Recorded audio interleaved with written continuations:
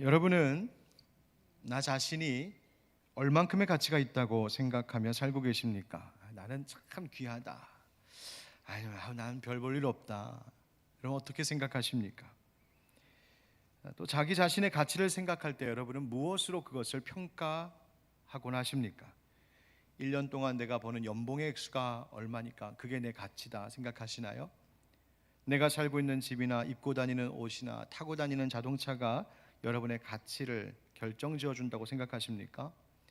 요즘 인터넷 시대에, 온라인 시대에 많이 사용하는 SNS에서 페이북이나 인스타 이런 데에 팔로워 수가 점점 늘고 좋아요 표시가 계속 많이 늘면 그것 보면서 내 가치가 올라가는구나, 여러분 그렇게 생각하십니까? 또 학생들은 자신의 시험 점수나 성적표를 가지고 그것이 자신의 가치를 가늠하는 기준이라고 생각하고 있지는 않을까요? 여러분, 우리가 삶을 행복하게 살려면 내가 어떤 가치를 가지고 있는지, 얼만큼의 가치 있는 존재인지를 잘 아는 것이 필요한데, 많은 사람들은 내가 소유한 것, 그리고 나를 둘러싸고 있는 환경과 형편들, 또 나를 바라보는 사람들의 시선 속에서 나의 가치가 어떠한지를 찾아보려고 합니다. 그러나 여러분, 우리가 기억해야 할 것은 자기 자신의 진정한 가치란 외부적인 어떤 것으로 평가될 수 있는 것이 결코 아니라는 점입니다. 그것은 오히려 내 가치는 내 안에서 나를 바라보고 내가 깨닫는, 나를 이루고 있는 그 어떤 것으로 알 수 있는 겁니다. 그런 의미에서 쇼펜하우어가 이런 말을 했습니다. 인간 자신을 이루고 있는 것, 언제나 그를 따라다니는 것, 아무도 그에게 주거나 빼앗을 수 없는 어떤 것, 그것이야말로 그가 소유할 수 있는 모든 것보다 중요합니다. 또한 그것이야말로 남의 시선에 비친 자신의 모습보다 훨씬 더 중요한 것입니다. 즉, 누군가로부터 주어지거나 또 나에게서 빼앗아갈 수 있거나 하는 그 어떤 것이 아니라 바로 내 안에, 언제나 내 안에 있고 나를 이루고 있고 변할 수 없는 그 어떤 것이 나라고 하는 존재의 가치를 갖게 하는 근거다라고 말하는 것입니다. 그렇다면 여러분 각자를 이루고 있는 그것, 언제나 나를 따라다니고 있고 누구에게도 어떤 상황에서도 절대 빼앗기지 않겠다, 않을 수 있다라고 하는 그것이 무엇입니까? 우리 사랑하는 찬양 중에 이런 찬양이 있죠. 주 예수보다 더 귀한 것은 없네, 이 세상 부귀와 바꿀 수 없네, 영 죽은 내 대신 돌아가신 그 놀라운 사랑 잊지 못해. 주 예수보다 더 귀한 것은 없네, 이 세상 명예와 바꿀 수 없네, 이전에 즐기던 세상 일도 주 사랑하는 맘 뺏지 못해. 주 예수보다 더 귀한 것은 없네, 이 세상 행복과 바꿀 수 없네, 유혹과 핍박이 몰려와도 주 섬기는 내 맘 변치 않아. 세상에 어떤 일이 있어도 절대로 잊을 수 없는 것, 아무리 세월이 많이 흘러도 잊을 수 없는 것, 아무리 큰 힘이 와서 나에게 공격해와도 나에게서 빼앗아갈 수 없는 그 어떤 것, 뺏지 못하는 것, 세상이 뒤엎어져도 내 안에서 절대로 변할 수 없는 그것, 우리는 그것을 무엇이라고 고백하고 있습니까? 날 위하여서 생명까지 바치신 예수님의 사랑. 나는 그 사랑 잊을 수도 없고 뺏길 수도 없고 변할 수도 없노라고 우리는 노래하고 있습니다. 바로 그 믿음의 고백으로 사는 이들이 그리스도인들입니다. 여러분 동의하십니까? 아멘. 그런데 왜 우리는 자꾸만 사람을 보며 사람 때문에 낙심하고 무너질까요? 그런데 왜 우리는 자꾸만 재물과 환경과 형편을 바라보면서 그것 때문에 좌절하고 절망할까요? 왜 우리의 자녀들은, 그리고 그 자녀들을 바라보는 어른들의 시선은 여전히 학교 성적이나 다니는 대학이나 직장이나 직업이 무엇이냐로 그들의 가치를 규정하려 드는 것일까요? 그리스도인은 다른 그 어떤 것에서 나의 혹은 너의 가치를 찾고 평가하는 것이 아니라 바로 예수 그리스도로 인하여 예수 그리스도 안에서 나의 가치, 너의 가치, 바로 우리의 존재 가치를 발견하는 자들입니다. 예수 안에서. 여러분, 나를 이루고 있는 것이 예수님이라고 고백하기 때문입니다. 영원히 나를 따라다닐 그 이름이기 때문에 그렇습니다. 누구에게도 빼앗기지 않을 바로 그것이기 때문에 그렇습니다. 예수님. 그래서 우리 선배 목사님들이 옛날부터 설교 중에 종종 이런 말씀하실 때가 있었던 걸 기억합니다. 여러분, 우리 그리스도인들이 얼마짜리인 줄 아십니까? 내가 얼마짜리인 줄 아십니까? 우리는 바로 예수님짜리입니다. 나는 세상의 가치로, 물질의 가치로, 화폐 단위로 따져 생각할 수 있는 존재가 아니라 우리는 예수 그리스도의 피값, 예수 그리스도의 생명으로 구원을 얻은 예수님짜리입니다. 그것이 우리의 가치라는 거예요. 예수님께서도 우리에게 말씀하십니다. 우리의 삶이, 내 존재가 참 귀중하다고 말씀하십니다. 오늘 본문 누가복음 12장에 예수님께서 제자들에게 말씀하시기를 너희들 목숨을 위하여 무엇을 먹을까, 몸을 위하여 무엇을 입을까 염려하지 말라고 하셨습니다. 여러분, 한번 생각해 봅시다. 목숨이 중요합니까? 옷이 중요합니까? 그런데 목숨을 생각하고 염려하다 보면, 또 내 몸을 생각하다 보면 아무것도 아닌 옷을 무엇을 입을까 염려하게 됩니다. 염려가 염려를 가지고 옵니다. 그래서 예수님은, 그리고 성경은 곳곳에서 우리에게 염려하지 말아라, 근심하지 말아라 말하고 있습니다. 어떤 분이 이렇게 말씀하시더군요. 염려라고 하는 것은 우리의 신앙을 갉아먹는 좀벌레 같다고요. 정말 그런 것 같습니다. 염려하다라고 하는 말 그 자체가 그렇습니다. 염려라고 하는 이 언어, 성경에 나오는 이 말을 찾아보면 그 마음과 생각을 분열시킨다는 뜻이요, 찢어버린다는 뜻입니다. 염려하니까 마음이 상하고, 염려하니까 마음이 찢어지고, 염려하면서 우리의 영혼이 점점 시들어가는 것이죠. 혹시 이렇게 말씀하고 계신 분 계십니까? 아유, 목사님, 누구는 염려하고 싶어서 염려하겠습니까? 목사님, 저도 염려할 것 없었으면 좋겠습니다. 그런데 현실을 좀 보세요. 우리가 사는 이 세상을 보세요. 어떻게 염려 안 하고 살 수 있습니까? 직장을 봐도 염려가 되고, 내 자녀들을 봐도 염려가 되고, 내 건강을 봐도 염려가 되고, 내 미래를 생각해도 염려가 되고요. 지금 한국교회와 이 사회를 봐도 염려되는데 하나 어떻게 염려 안 할 수 있어요, 목사님? 맞습니다. 분명히 우리가 사는 이 세상에는 염려할 만한 현실들이 있습니다. 마음을 상하게 하고 마음을 찢어버리는 문제들이 현실 가운데 다가옵니다. 그런데 그와 같은 환경 속에서 살고 있음을 잘 아시는 우리 주님께서 우리들에게 말씀하십니다. 염려하지 말아라. 무슨 말인가요? 너의 시선을 한번 돌려보라는 것입니다. 한번 생각을 좀 바꿔봐라. 관점을 바꾸어봐라. 그러면서 하시는 말씀이 누가복음 12장 23절 24절에 목숨이 음식보다 중하고 몸이 의복보다 중하니라. 까마귀를 생각하라. 심지도 아니하고 거두지도 아니하며 골방도 없고 창고도 없으되. 아무것도 없지요. 아무것도 없어요. 그런데 하나님이 기르시나니 너희는 새보다 얼마나 더 귀하냐. 아멘. 여러분, 하늘에 나는 새가, 잠시 공원 벤치에 앉아있는 새가 나 뭐 먹지? 고민하며 가슴 아파하는 모습 보신 적 있으십니까? 예수님은 그것보다 우리가 더 귀하고 중하다고 말씀하십니다. 여러분, 따라합시다. 나는 예수님 안에서 참 귀중한 사람입니다. 옆에 있는 분들도 그렇게 인사할까요? 당신은 예수님 안에서 참 귀중한 분이십니다. 시작. 당신은 예수님 안에서 참 귀중한 분이십니다. 네. 그럼 이렇게 대답해야 되죠. 아유, 눈치채셨군요. 귀중한 존재. 여러분, 세상의 환경과 현실의 형편을 바꿀 수 없다면, 아니, 그것이 그대로 있다고 할지라도 더 중요한 것은 그 안에서 살아가고 있는 내 자신의 가치에 대하여서 새로운 인식, 새로운 깨달음으로 살아가는 겁니다. 우리는 그것을 때로는 영적인 자존감이라고 말할 수도 있겠습니다. 세상 속에서 살지만 나의 진정한 가치가 세상과 현실에 기준하여서 그것에 따라서 가늠되는 것이 아니라 그 모든 것 위에 계신 하나님, 그분 안에서, 그분께서 나에게 보내주신 예수 그리스도 그분 안에서 내 가치가 어떠함을 아는 것, 그것으로 기뻐하고 만족하며 살아가는 것이 진정으로 행복한 자들이요, 그것이 우리를 강하게 하는 힘이 되는 줄 믿습니다. 베드로전서 5장 7절에 그래서 주님은 베드로를 통하여 우리에게 이렇게 말씀하시죠. 너희 염려를 다 주께 맡기라. 염려가 있다는 말이에요, 없다는 말이에요? 있긴 있죠.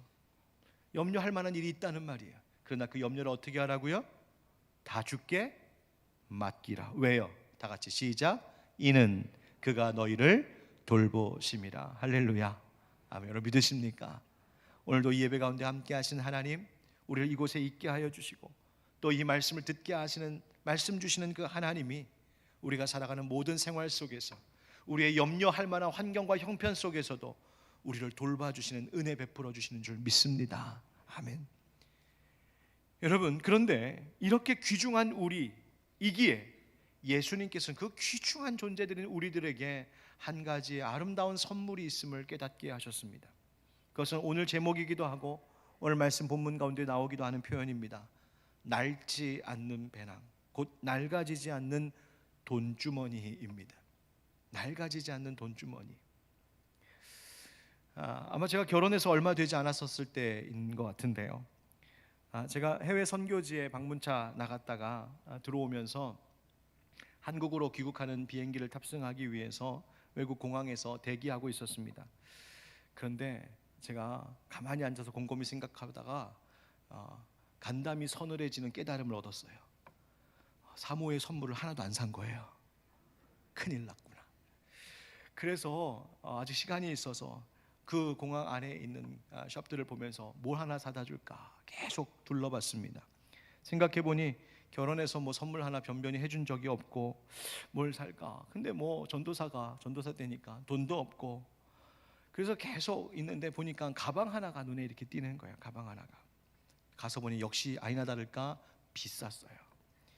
그런데도 이 마음이 계속 거기에 가 있는 거예요. 한번 꽂히니까.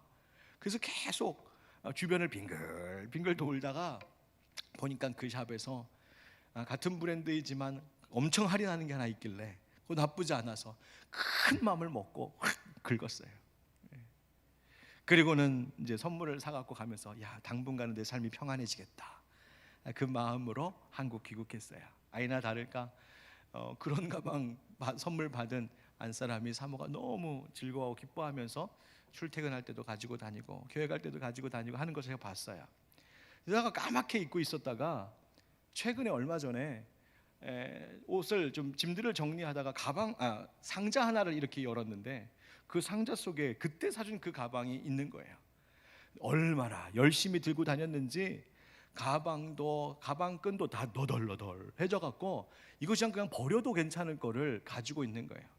제가 또 짓궂게 물었잖아요. 여보, 이거 왜 안 버리고 가지고 있어? 그때 사모가 알면서 뭘 그래? 어떻게 그거 버려? 그냥 가지고 있는 거예요. 가방은 헐고 낡았지만 그 마음이 남아있는 거죠. 여러분, 진짜 중요한 게 뭘까요? 그것은 보이는 것보다 보이지 않는 것에 있습니다. 아무리 좋은 가방도 쓰다 보면 다 낡고 해질 수밖에 없습니다. 세상의 모든 물질이 다 그렇습니다. 절대로 영원한 것이 없습니다. 다 떨어지고 다 망가지고 결국은 다 버릴 수밖에 없는 것들을 우리는 그렇게 붙잡고 살려고 하고 있습니다. 여러분, 만약 그 주머니, 그 가방이 묵직한 돈과 보물을 담는 주머니, 돈주머니라고 한번 생각해 보세요. 그것이 낡고 망가지면, 그리고 거기에 많은 것을 담게 되면 결국 다 뜯어져 버리지 않겠습니까? 그러면 그 안에 담긴 것도 다 새나가고요, 아무리 잘 지키고 아무리 잘 보관하려고 해도 잃어버릴 수밖에 없을 겁니다. 주머니도 잃고 그 안에 있는 소중히 아끼는 그것도 잃어버립니다. 그런데 마치 그 주머니가 영원할 것처럼 생각하며 살아가는 것, 그것이 우리의 어리석은 인생인 것이죠. 예수님께서 그런 어리석은 한 사람의 이야기를 들려주셨죠. 한 부자가 있었습니다. 얼마나 부자였는지 그 밭에 소출이 풍성해서 그것을 곳간에 이렇게 저장하려고 보니까 곳간에 다 안 들어갈 만큼 엄청난 수확을 얻었어요. 넣고도 다 넣을 수 없을 만큼 남는 게 있으면 그것도 좀 이웃들도 나눠주고 가난한 사람들도 주고 또 기관에다가 기부도 좀 하고, 그러면 좋았을 텐데 이 사람의 생각이 어떻게 흘러갔냐면 곡간이 좁네, 이거 헐고 더 큰 곡간을 새로 지어야겠다 생각이 거기에 닿았어요. 그래서 정말 곡간을, 옛날 곡간을 다 허물어 버리고 크더라고 아주 새로운 큰 창고를 지어서 거기다가 넣지 못했던 모든 곡식과 물건들을 가득 채워 넣습니다. 그리고는 그거 보면서 즐거워했다죠. 야, 좋다, 좋아. 이제 걱정할 것 하나 없구나. 이 정도면 내가 앞으로 한 몇 년은 그냥 놀고 먹어도 되겠네. 이제 마음 놓고 실컷 먹고 즐기며 놀자. 갑자기 여러분들 눈빛이 이렇게 부러운 눈빛으로 이렇게. 그런데 그 모습을 지켜보시던 하나님께서 이 녀석 어떻게 하는가 보자 하시면서 이렇게 말씀하셨다죠. 어리석은 사람아, 오늘 밤에 네 영혼을 네게서 도로 찾을 것이다. 여러분, 그 영혼이 원래 누구 거라는 거예요? 하나님 손에 있었다. 그런데 내 것인 줄 알고 내가 영원히 살 것처럼 생각하며 그 창고까지 새로 지으면서까지 쌓아두고 네 영혼을 오늘 밤 내가 다시 찾아가면 네가 장만해둔 그 모든 것들이 다 누구의 것이 되겠느냐? 그거 다 누구 거냐? 인생을 한 치 앞도 알 수 없다고 우리가 흔히 말하는데 정말로 이 부자는 자신의 생명이, 자신의 인생이 어떻게 될지 전혀 알지 못하고 그저 그 곡간 속에 가득한 재물에 만족해하며 그 창고에 쌓인 물질이 자신의 가치인 줄 알고 살았던 어리석은 인생이었던 것이죠. 시편 90편 12절에 시인이 하나님 앞에 이렇게 구합니다. 하나님, 우리에게 우리날 계수함을 가르치사 지혜로운 마음을 얻게 하여 주옵소서. 인생의 진짜 지혜라고 하는 것은 세상에 이 땅에 허물어질 창고에 쌓아둔 그 물질이, 그것이 지혜가 아니라 내 날을 계수할 줄 아는 마음, 내 날의 끝이 있음을 알고 내 삶이 이 세상에서 영원한 것이 아니라 그 죽음 넘어 정말 가야 할 곳이 있음을 알고 그 날을 헤아리며 준비할 줄 아는 그것이 지혜로운 마음이라고 시인은 우리에게 가르쳐주고 있습니다. 이 어리석은 한 부자의 이야기를 들려주신 예수님께서 그 이야기의 마지막에 이렇게 말씀하십니다. 우리 한번 같이 읽어보실까요? 시작. 자기를 위하여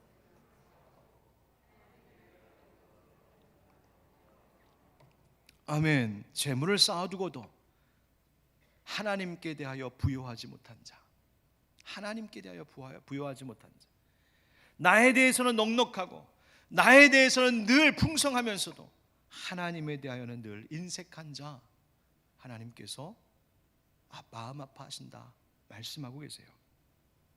자기를 위하여 세상 창고에 쌓아둔 것은 결코 나의 것으로 영원히 남을 수 없다는 사실을 우리는 기억해야 됩니다. 정말 그렇습니다. 세상의 일과 내 육신의 욕망, 내 세상적인 필요를 채우기 위해서 쌓아두기만 하는 것들은 절대로 영원히 보존될 수 없습니다. 사랑하는 성도 여러분, 여러분은 언제 허물어질지 모르는 이 세상 곳간, 아무리 쌓아두어도 절대로 나의 영원한 소유가 될 수 없는 그것을 위해 사시겠습니까? 아니면 오늘 예수님께서 우리에게 귀중하다 말씀하시며 우리에게 알려주신 그 귀한 선물, 영원히 낡지 않는 배낭, 해지지도 않고 구멍나지도 않고 빼앗기지도 않는 그 주머니를 여러분 준비하며 평생을 사시겠습니까? 예수님이 말씀하신 것처럼 우리 염려하라 하지 말라 하셨는데, 염려는 우리의 영혼을 참으로 그렇게 상하게 하는 일입니다. 염려함으로 우리의 길을 한 자라도 더할 수 없지 않느냐고 예수님 말씀하신 것처럼 내가 염려한다고 해서 이룰 수 있는 것은 아무것도 없습니다. 달라질 것이 없습니다. 예수님은 염려하지 말라고 말씀하실 뿐만 아니라 또 근심하지 말라고도 오늘 말씀하시는데, 이 말은 이 본문 신약에서만 나오는 언어예요. 근심하지 말라. 그런데 그 근심하다라고 하는 말의 뜻이 뭐냐면 여기서 허공에, 희망에 들뜨다, 공중에 높이 들다, 이런 의미를 가지고 있습니다.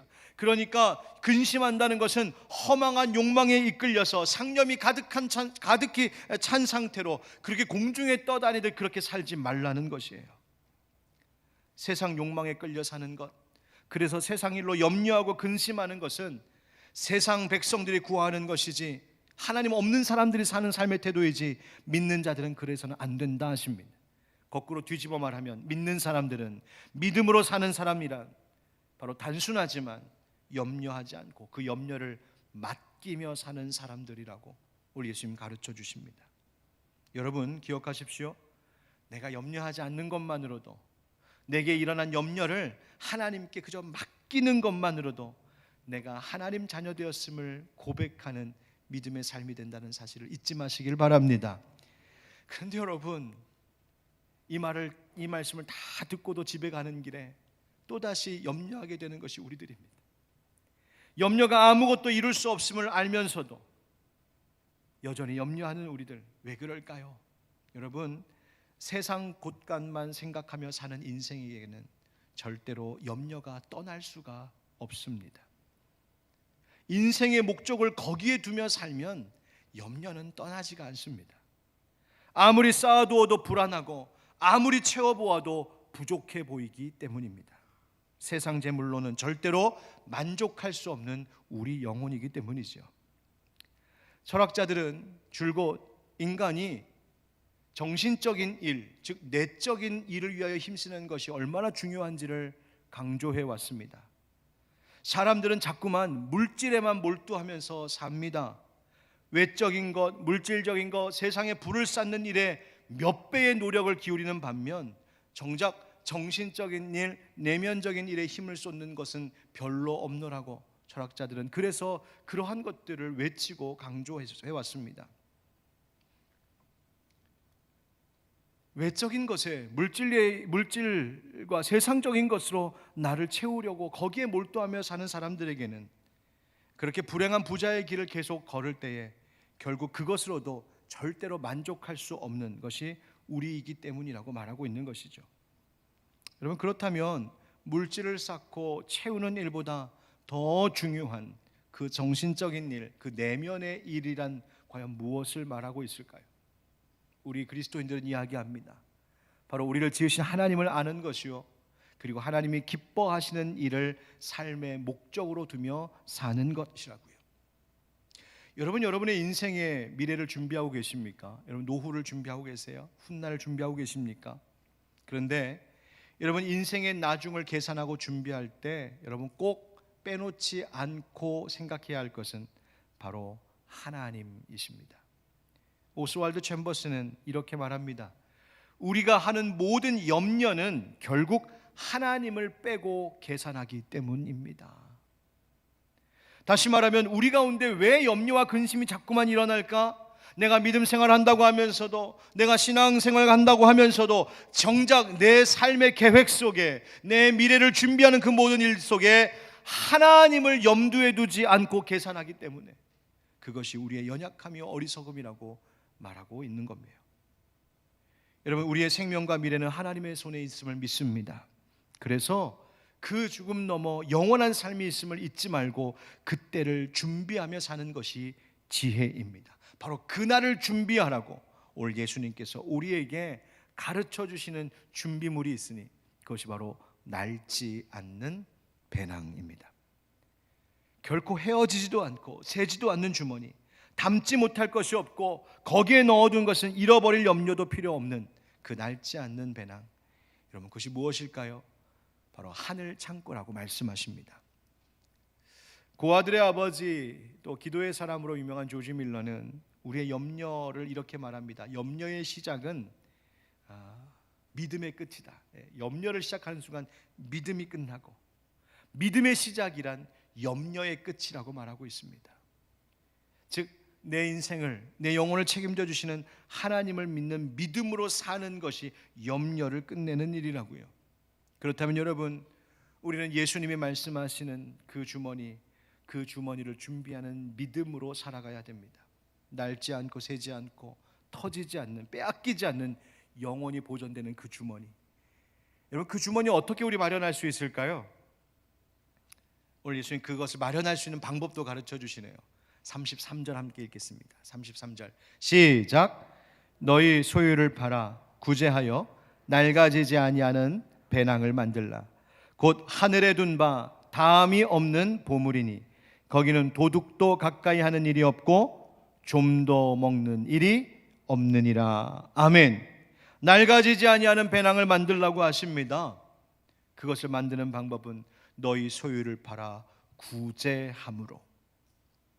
물질이 쌓아두는 것이 아니라 오히려 흩어야 하는 것임을 말씀하고 계십니다. 나의 것으로 다른 이들을 돌보고 베풀 때에 바로 그것을 하나님이 기억하시고 하나님의 하늘 창고에 내게 베풀어 주실 것을 준비하신다는 것이죠. 초대교회 성도들은 예수님의 이 말씀을 믿었습니다. 그리고 그 믿은 대로 행했습니다. 위로의 아들 바나바가 초대교회 때에 가난한 교회의 성도들을 위하여서 그의 밭을 팔아 그 값을 사도들의 발 앞에 두었습니다. 이웃에 가난한 사람이 없도록 하기 위해서. 또 이방인 백부장 고넬료가 그랬습니다. 여호와를 경외하는 신앙심이 깊었던 경건한 고넬료, 그는 하나님 앞에 열심히 기도하는 믿음 생활했을 뿐만 아니라 기도한 만큼 다른 어려운 이들을 구제하는 일에 힘써서 하나님이 그를 기억하신 바 되었다고. 그래서 이방인 고넬료를 통하여 이방의 선교의 길을 터주는 귀한 도구로 쓰임받았고 그 인생이 그렇게 달라졌고 그 가정과 그 가문이 예수 그리스도의 이름으로 구원을 얻는 하나님의 이방 선교의 그 놀라운 사역에 아주 중요한 역할을 한 가정 가문이 되었습니다.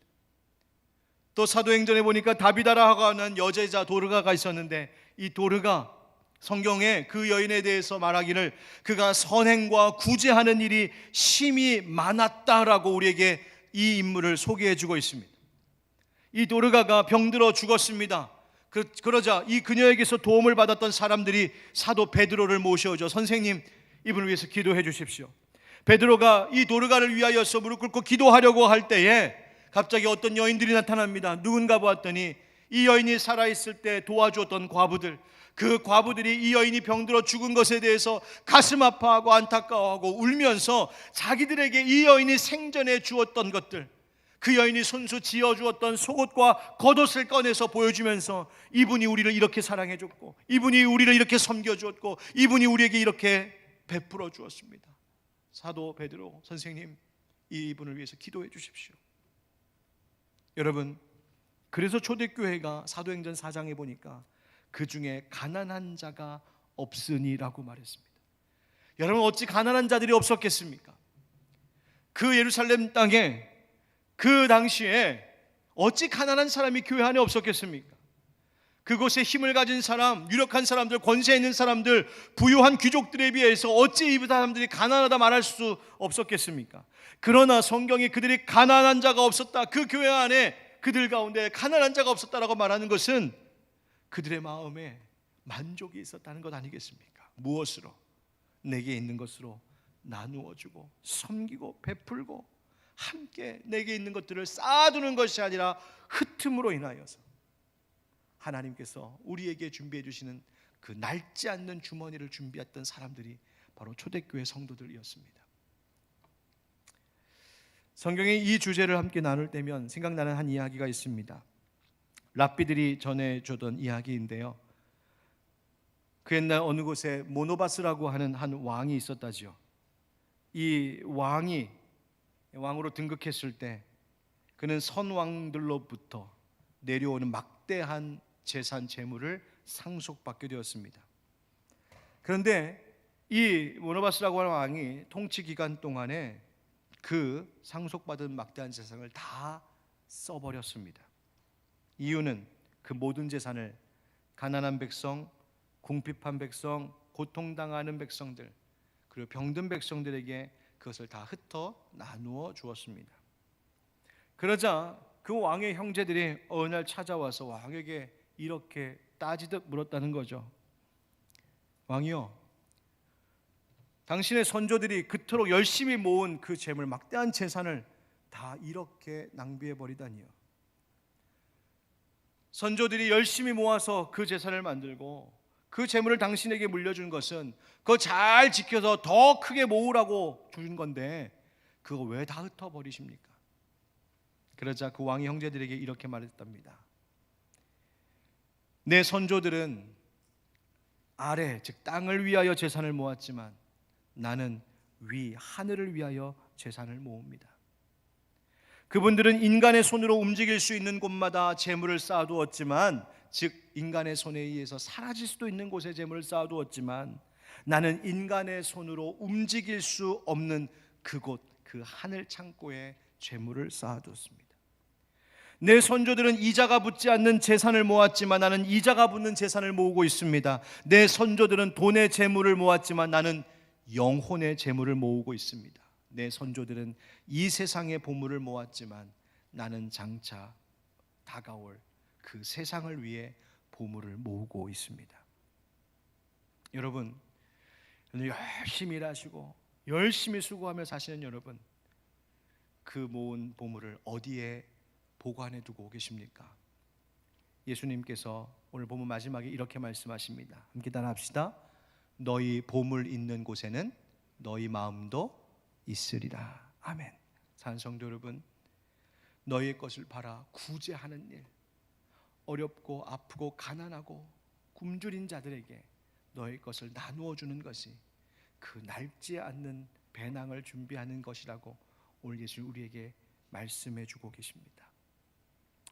이 시간 잠시 이 말씀과 관련하여 오늘 다음 영상을 함께 보도록 하겠습니다.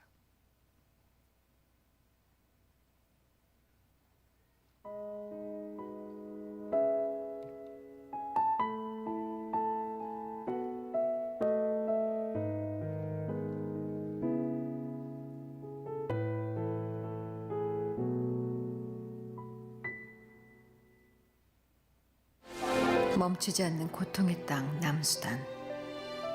비극은 지금 이 순간에도 계속되고 있습니다. 도로도 전기도 모두 끊겨버린 그곳엔 피난민들의 임시 거처가 있습니다. 짧게는 몇 시간, 길게는 며칠을 걷고 또 걸어 난민촌으로 겨우 몸을 피했지만 그들은 또 다른 고통과 마주하기 시작했습니다. 안녕. 조셉? 아이고. 아이고 이쁘게 생겼네. 누구야? 그저 버텨내는 게 하루 일과인 난민촌으로 4명의 동생들을 데리고 도망쳐온 조셉. 15살 아이는 6개월 전 끔찍했던 그날을 잊지 못합니다.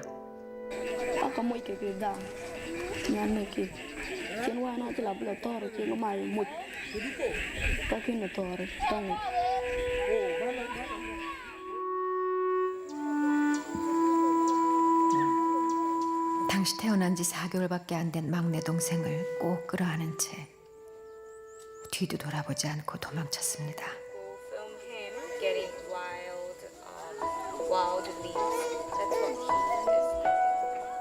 부모님은 돌아가셨고 동생들 안아줄 수 있는 건 이제 조셉뿐입니다. 질척거리는 땅을 맨발로 밟으며 2시간을 쉬지 않고 걷고 또 걷다 보면 2, 3일에 한 번 소에게 물과 풀을 먹이러 오는 일꾼들을 만날 수 있습니다.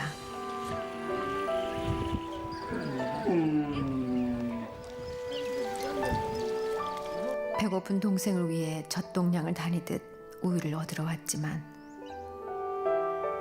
두리번거리기만 할 뿐 사람들에게 선뜻 우유를 달란 말을 하지 못하는 조셉.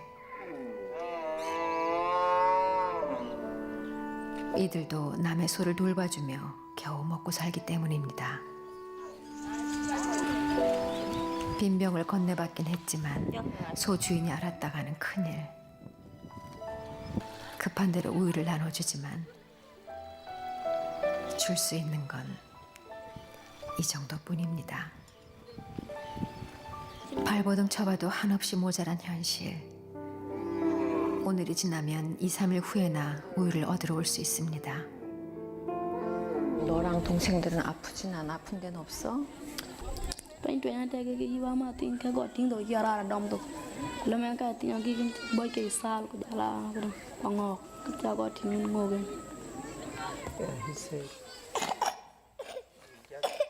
제대로 먹지를 못하니 아프지 않은 날이 없습니다. 돌아가신 부모님 대신 어린 동생들을 묵묵히 챙겨온 조셉.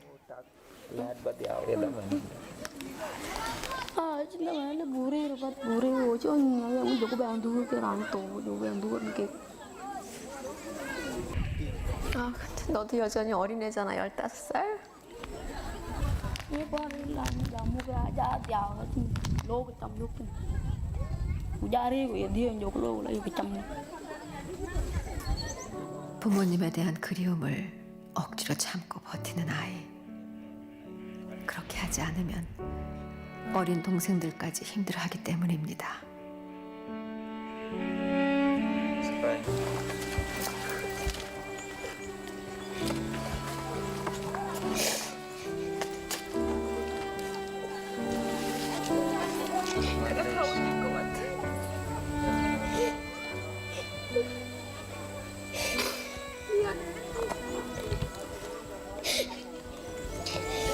멀리서 동생이 우는 걸 바라보던 조셉.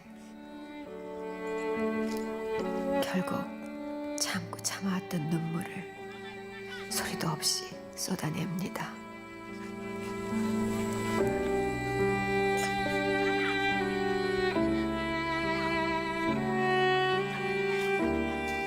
지금껏 있는 힘을 다해 버텨왔는데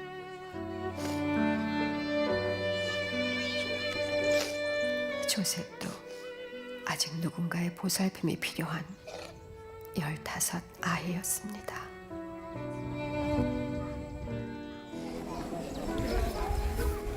wanyan le shukran baba ci ben to kale naran ci o nyaak in to no an ci don ko nya beri ni shulong nali bo ta ci nu nali ci nu ase bo to mi ka nali taran bo do ci nu ase bo mu berial ko ya do ko ta dal pat ko mo ko cham ko berial o ta ci nali ko ya do ko ala kan sa berial ko ya do kan kar so bayni amin.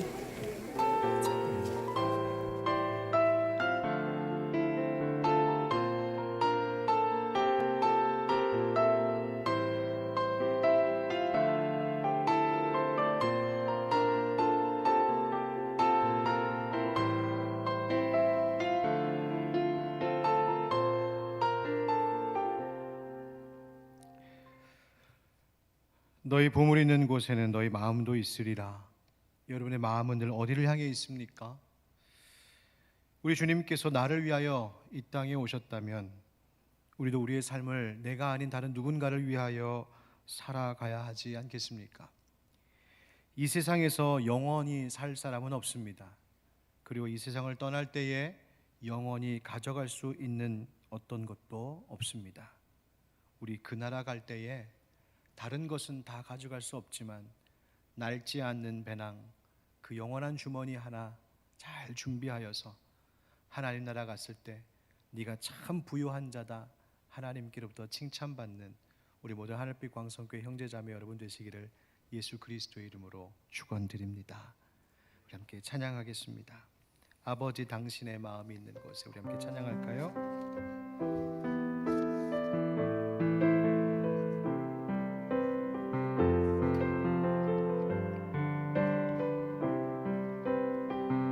아버지 당신의 마음이 있는 곳에 나의 마음이 있기를 원해요. 아버지 당신의 눈물이 고인 곳에 나의 눈물이 고이길 원해요. 아버지 당신이 바라보는 영혼에게 나의 두 눈이 향하길 원해요. 아버지 당신이 울고 있는 어두운 땅에 나의 두 발이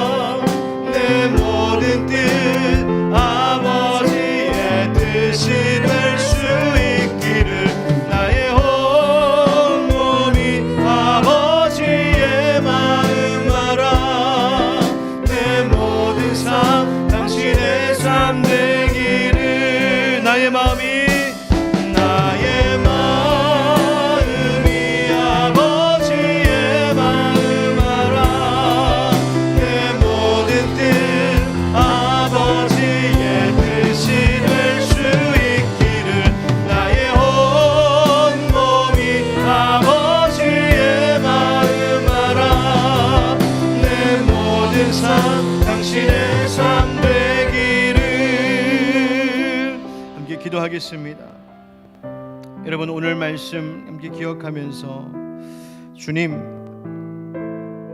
우리가 이 세상에 속한 영원하지 않을 헛된 곳간에 쌓아두는 것에 나의 모든 에너지를 총력을 기울이며 사는 어리석은 자 되지 않게 하여 주시고, 하나님, 물질은 쌓는 것이 아니라 흩트는 것임을 알고 하나님, 그것으로 다른 이들을 섬기고 구제하는 일에 동참하여 하나님, 우리가 하나님이 기뻐하실 그 낡지 않는 배낭을 잘 준비하게 하여 주시옵소서. 우리 함께 이 대림절 기간, 성탄의 날을 기다리는 이때에 바로 우리의 그러한 행함이 있는 믿음에 대해서 생각하며 함께 기도합시다. 그리고 오늘 기도하고 나서 여러분들 마음에 도전이 되시는 분들은 오늘 월드비전과 함께하는 이 귀한 어렵고 가난한 어린이들을 돕는 일에 여러분 함께 동참해 주시길 바랍니다. 1층 로비에서 안내해 드리도록 하겠습니다. 우리 함께 이 시간 말씀 가지고 같이 기도하겠습니다. 주님, 하나님 감사합니다. 주님의 선한 일에 우리가 함께 지혜받기를 원합니다. 아버지 하나님, 주의 손으로 주의 동심을 드리고 있습니다. 하나님께서 주신 것으로, 하나님 주신 것으로 우리들입니다. 우리가 것으로 나만 필요한 것을 채우려 지내는 우리들의 어리석음을 용서하소서. 우리의 욕심을 용서하소서. 하나님,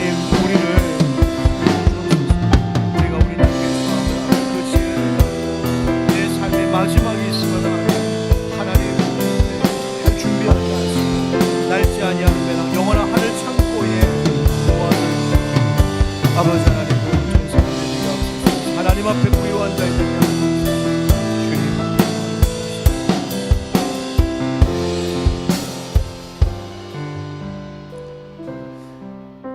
아버지, 당신의 마음이 있는 곳에 나의 마음이 있기를 원해요. 하나님, 하나님의 마음이 있는 곳에 과연 우리의 마음도 함께 있는지 주님, 오늘 우리 자신을 돌아봅니다.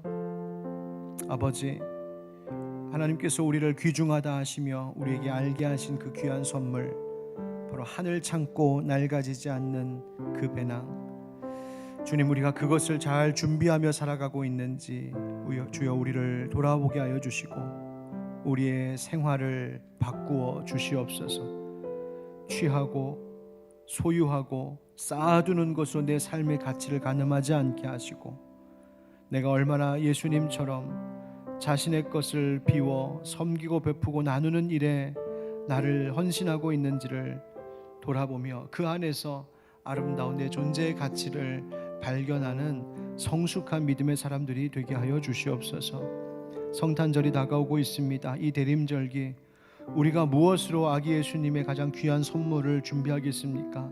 다른 것 아니라 주님이 가슴 아파하시는, 안타까워하시는 이들을 위하여 내가 복음을 전하고 그들을 위로하고 그들을 위해 기도하고 그들과 함께하고 섬기고 베푸는 그 일을 통하여 주님은 귀한 선물이다 말씀하실 줄 믿습니다. 주여, 그 일에 함께 동참하게 하시고, 특별히 하나님, 온 세계 곳곳에 또 이 나라에 굶주리고 또 배고파 아파하고 병들어 지쳐있는 이들, 어느 곳 하나 기대어 쉴 곳이 없고 비빌 언덕이 없고 의지할 기둥이 없는 그 많은 어린이들에게 오늘 우리의 작은 헌신과 동참이 따뜻한 위로가 될 수 있도록 하나님 사용하여 주시고, 주님, 또 이 땅에 그렇게 아파하는 자들이 더 많아지지 않도록 주님 역사하여 주시옵소서. 이제 삶으로 돌아갑니다. 어디에 있든지 누구를 만나든지 그 누군가를 위하여서 의미 있는 삶을 살아갈 수 있도록 성령님 우리를 늘 깨워 주시옵소서. 주 예수 그리스도의 이름으로 축복하며 기도하옵나이다. 아멘. 이제는 우리 주 예수 그리스도의 은혜와 하나님 아버지 크신 사랑과 성령의 교통하심과 역사하심이, 주님, 낡지 않는 그 영원한 배낭 하늘 창고를 바라보며 살겠습니다, 그 마음을 새롭게 하고 결단하는 모든 주의 백성들 위해, 저들의 가정과 교회와 수고하는 일터와 자손들 위해, 그리고 살아가는 이 나라 이 사회 그리고 세계 곳곳에 가난과 굶주림 속에 고통받고 있는 그 누군가의 삶 속에 이제부터 영원까지 함께 하시기를 간절히 축원하옵나이다. 아멘.